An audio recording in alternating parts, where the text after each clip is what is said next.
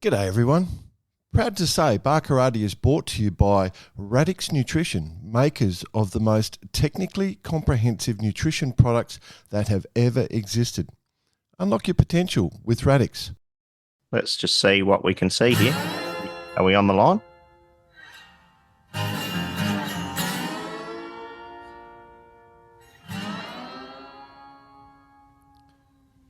Barkarati is now live. Right. We're back. Oh, here's BP. Hang on. I'll let him in. It's so professional. I'm so impressed. Hello, world. Welcome to Barkarati, the sailing podcast. It is update number 2 of the 2024 Sydney Hobart yacht race. My name's Jordan Spencer, and along with my two idiot mates, Mr. Nick Bice and the invisible Brett Perry, we're going to be doing twice daily live updates. If you have not come across Barkarati before, it is nearly 300 episodes of discussion with some of the major players in the world of sailing. It's very much considered a comedy show by all the podcast rating agencies. I think they're just laughing at us, in all honesty. But regardless, we are here to talk about overnight, the first overnight in the Sydney to Hobart. And there's no other way to say it. It has been a tragic overnight. We have had the death of 2 people, both getting hit by booms to the head, we assume, and we feel very sad for the families of those people doing something that they love and they want to be doing. Do we have some inside goss? We have a little bit of knowledge. We're probably not going to share too much. We do want to say that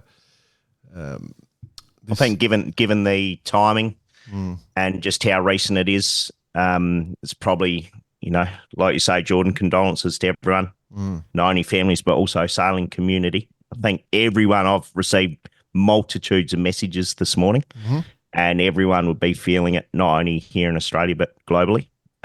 So, yeah, condolences to all. As things do kind of come out of the mix, we will share what is public knowledge, but nothing more, nothing less, no speculation. It's just a tragedy. So obviously we have to... for anyone. No, not good at all. By the way, BP, welcome to the show. Good to see you, BP. Bowline... Not a good start. Had lots of phone calls this morning, so it's been... I was actually up very early and the news came through, so not quite how to handle this one. Well, Bowline Beneteau 44-7 is from South Australia. I think South Australian Yacht Squadron. Out of the squadron, Correct. Yep. I was talking to a couple of members just before the Hobart. So that's very close to home for all 3 of us, seeing that's where we met, and we're sort of, our little bond has eventuated out of Adelaide. We've all got tight connections into Adelaide. So we're a bit nervous there. The other boat, Flying Fish Arctis, that's part of a school, a training school. Well, very, very famous, popular school, been going for eons, the last 25 years. Super, super professional company. And obviously this is an accident that has happened. Middle Harbour Yacht Club. Unfortunately for the people on Flying Fish Actros, most of them are first-timers in the Hobart, so this is a tragic way to start their adventure down south. Again, we're not going to say much more than that. We can say contact with booms, which does suggest, can we probably guess Chinese jibe? Is that what we want to say? Do we want to talk about that? Yeah. But we'd probably have to guess something like that. So anyway, we'll leave it there. We'll talk about the race overall, because it has been, we talked about it last night when we were going into, leaving our discussion from yesterday, was that it was going to be a tough night. We were expecting a bit of damage and a few withdrawals. Probably didn't predict that Comanche would come out. That boat's never retired, so mainsail damage on board her. Were you boys... Just going to the retirements now, boys. Okay. Beauty. Sussing it out. You got that up there? Oh, there's some interesting ones. Yep. Yeah, we 100%. So, yep. Just running through the notes, what have we got? Alive has retired with engine issues. It's ironic in a sailing boat thing, but anyway, continue. We're giving you running everything. That's a big one. The next one down's a big one. All hydraulic, but they've had a bit of a shocking run in the lead up to the Hobart. They had to pull out of all the Solus big boat stuff. In regards to, they had foil issues, then they've got these engine issues.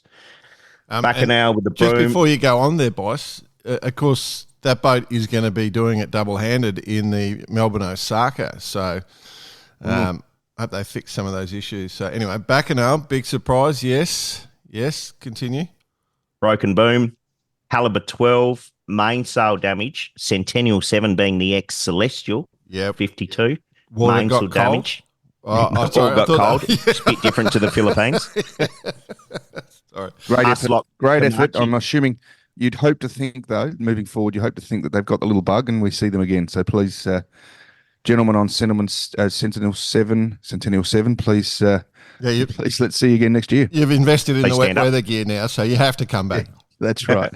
And then, of course, as you say, Jordan, the big one is Master Lock Comanche. She's out, well, damage. There's a couple of big ones here, but keep going. So then we Mayfair, broken equipment, whatever that means, Philosopher dismasted, Porco Rosso being the ex-Victoire Cookson 50, retired, Rum Rebellion, equipment damage, Transcendence, dismast, URM, the big one here, URM, had my money on those for the IRC win, dismasted. I'm still going.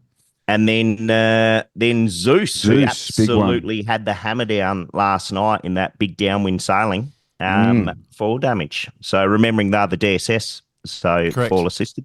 Yeah. So whether it's that, whether it's a rudder, whether it's kill, who knows at this point. So some big retirees. I just assumed it'd be the DSS foil damage. It's normally it'd be expressed as rudder damage or keel damage. Mate, we might get Seb Simon on board. Yeah, he sails around the Southern Ocean with no foil. That's right. We might give him a call. So a lot of damage. Let's have it. Shall we have a quick look at the line on us? Yep. There we sit there. Law Connect. I've been watching the Law Connect live stream this morning, just sitting there watching it. All right, let's have a quick look at that, shall we? And they're just crack sheets, just bouncing upwind. Yeah, that's pretty much it. A lot of water over the deck. There you go. Yum, that looks nice, doesn't it? I think that's Goffey. I reckon that's Goffey just ducking there. I think that. Oh, he's just putting his head down and having a bite of his Vegemite on toast. That is Bass Strait at its finest on a reach.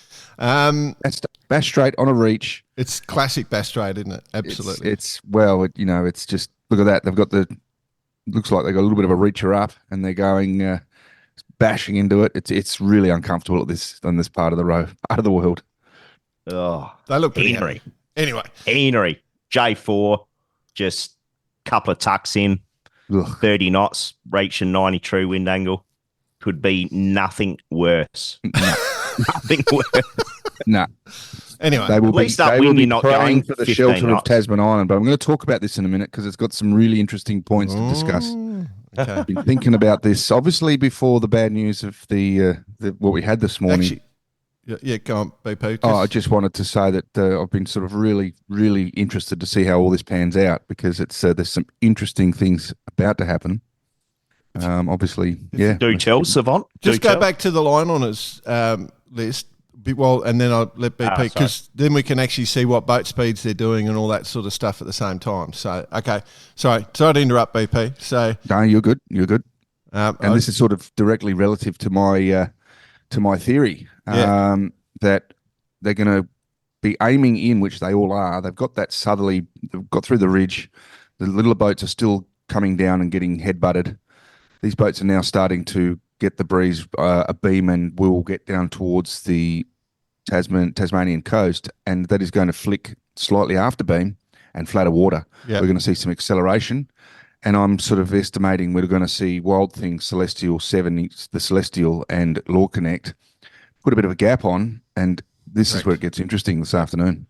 Yep, you're 100% very, very interesting this afternoon with this little with summer arriving on the east coast of Tasmania around about 10:30, 11 o'clock. No, I believe the exact term was nice day to go to the beach, Jordan Spencer. Nice day to go to the beach, Jordan Spencer. Yeah. Well, the one thing I did, so Law Connect this morning has been mostly, I saw its boat speeds around been 8, 10, 12, and then 14 last time I checked, and now she's at 22, whereas Wild Thing and Celestial have all been around that 14 and 16 knots.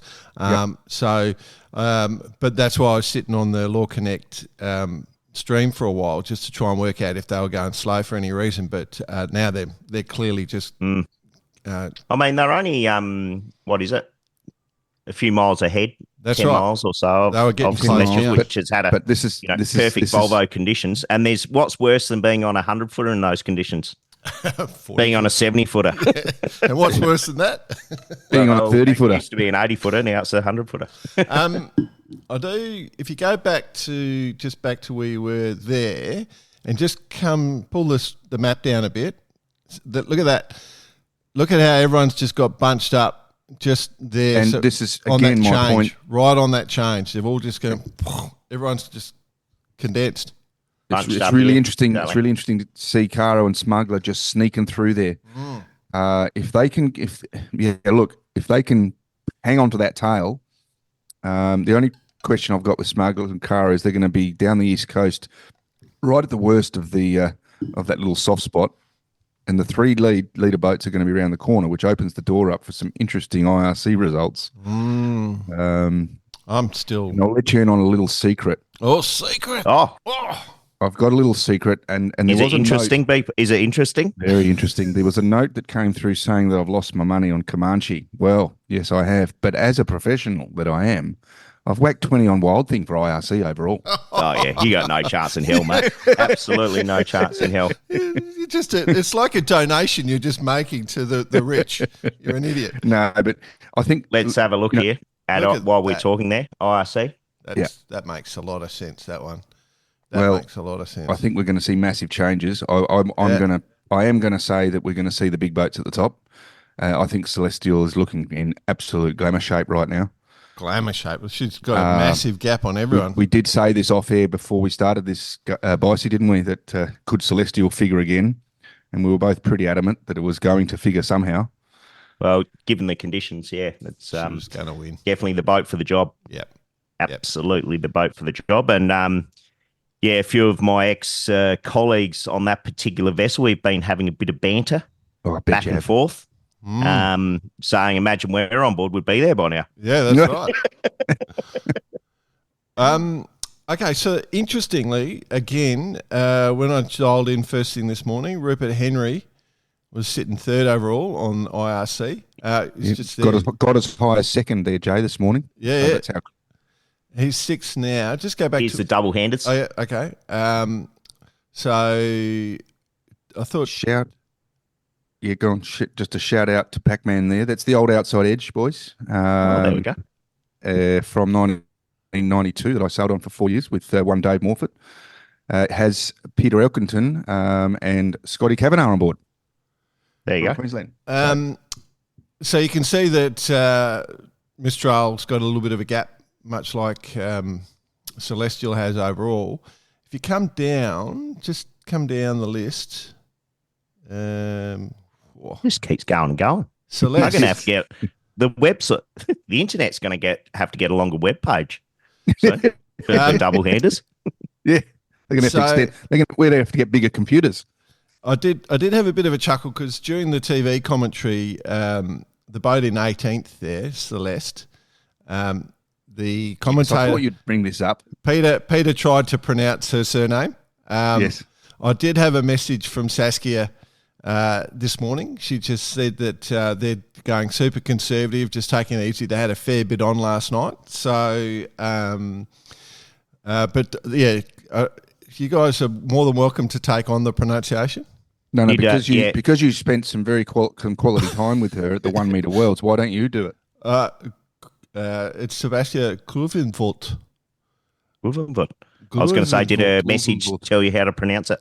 No, she reckons I muff it up, and she reckons when she goes to the Netherlands, they tell her she mispronounces it. So I don't think anyone gets it right. But Okay. There we go. Yeah. Okay. Wow. Flicking. What time's this one? This is as we speak Right you now. can see it. Yeah. So you've got the front runners running down this area here, and like you say, BP, right. It's going to start coming aft, so they'll slowly be easing as we go through. And that's going to be the break in the race right there. That's the all boats are getting a little caning in this period, this here area. Yeah. So that little period down off the top of Tasmania, that's the race right there. What beach would you be in, BP? What's that? Up St Helens, the Savo? What beach would you go to? Well, I'd go a little bit further south looking at that. What's that down that little peninsula there? Here, this is what's interesting, I think, is this is at midday today or a bit after. Just got this little light patch here that needs to be navigated, of course. Yeah.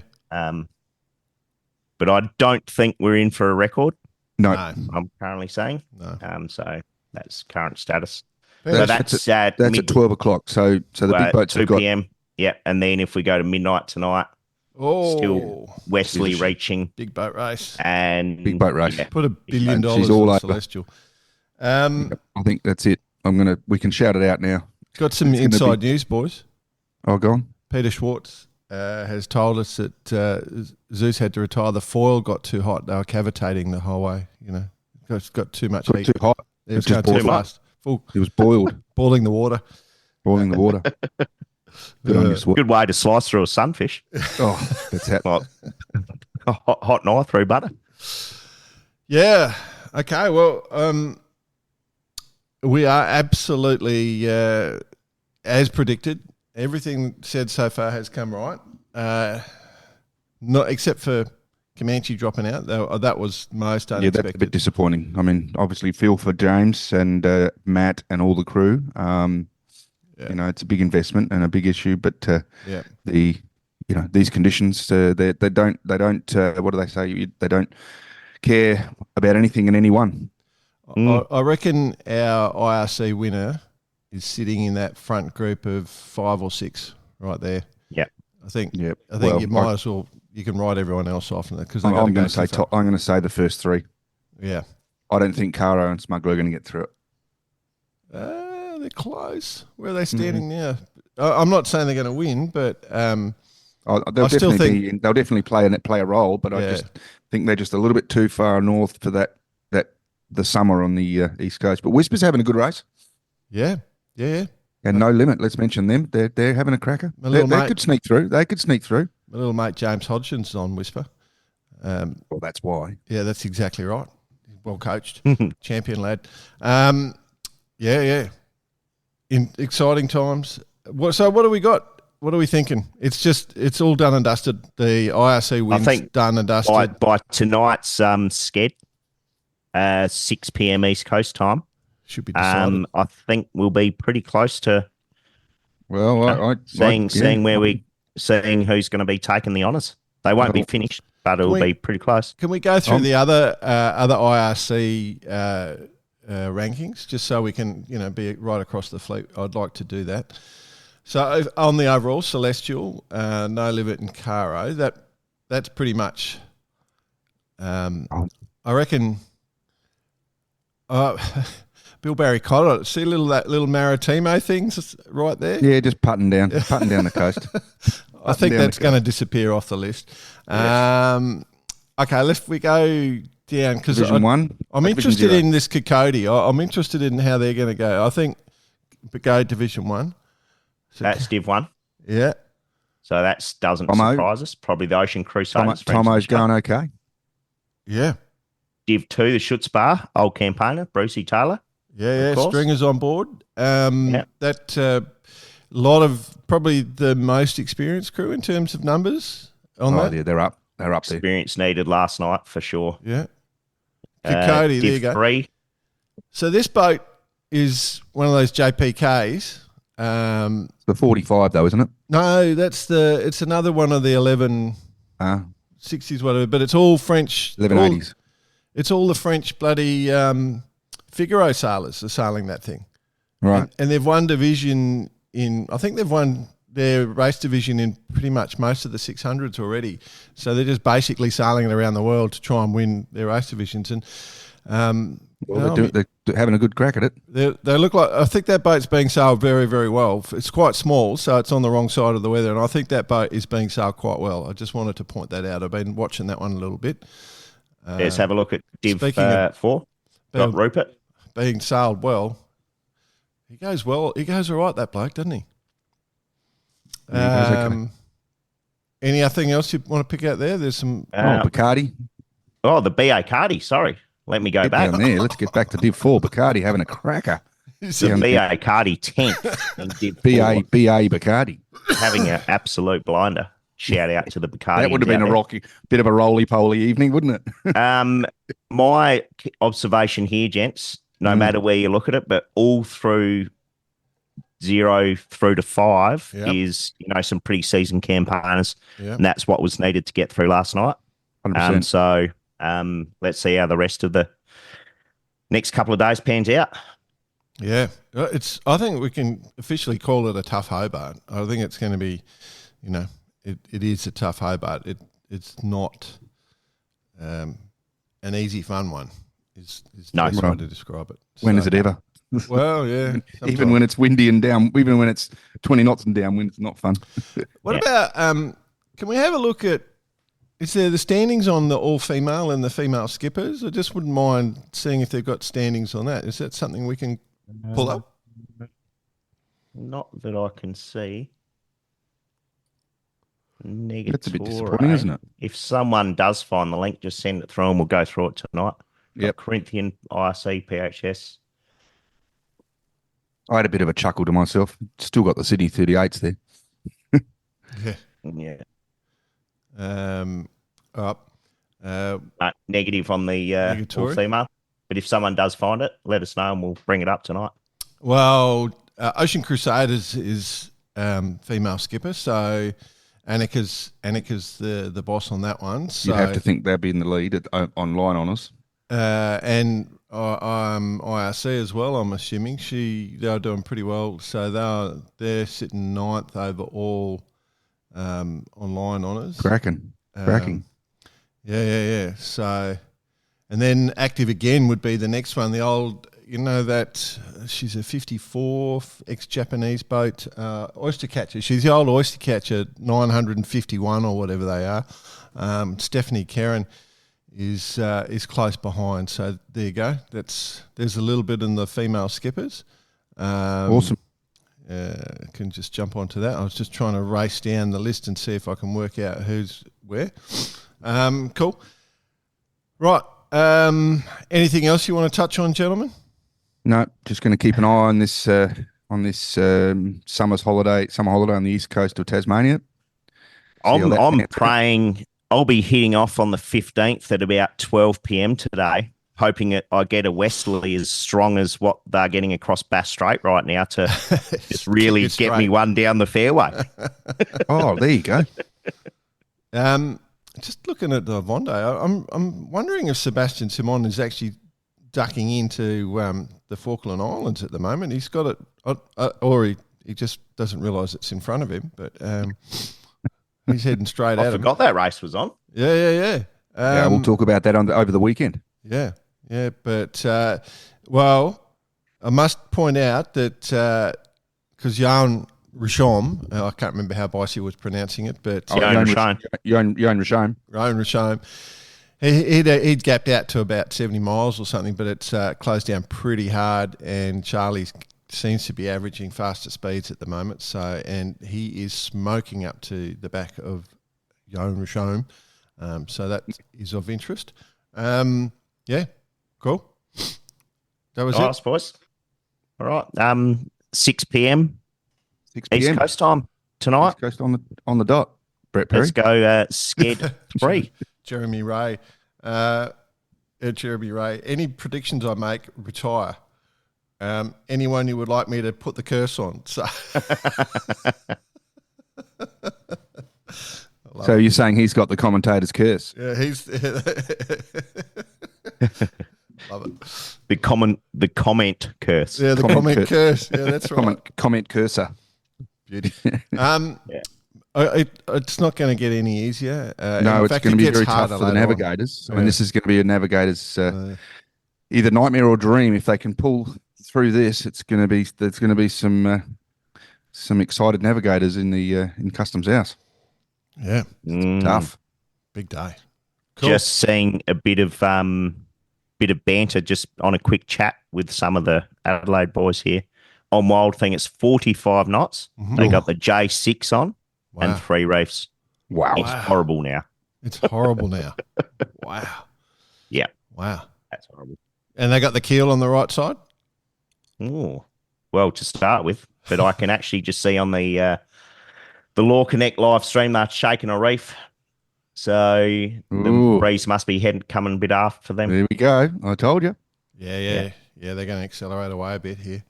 This could even be a 1-1 for the big boat. Oh, so they've got the BP. You just throw shit everywhere, don't you?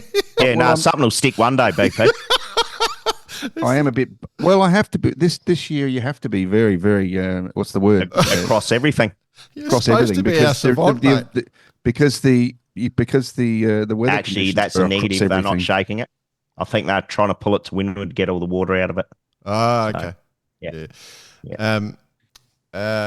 No, you're supposed to be our savant, not our bloody. No, but I've told you. I said it's a big boat race, and that's what I'm hanging at. And I have got a sneaky dollar on the Wild Thing. We believe you, mate. Yeah. I feel like, anyway. All right. I'm not going to say anything. I don't want to cause. All right, let's leave it. All right, we'll come back. When are we coming back? We are back at 6 o'clock tonight. 6 o'clock Sydney time, or standard East Coast time, or daylight savings time.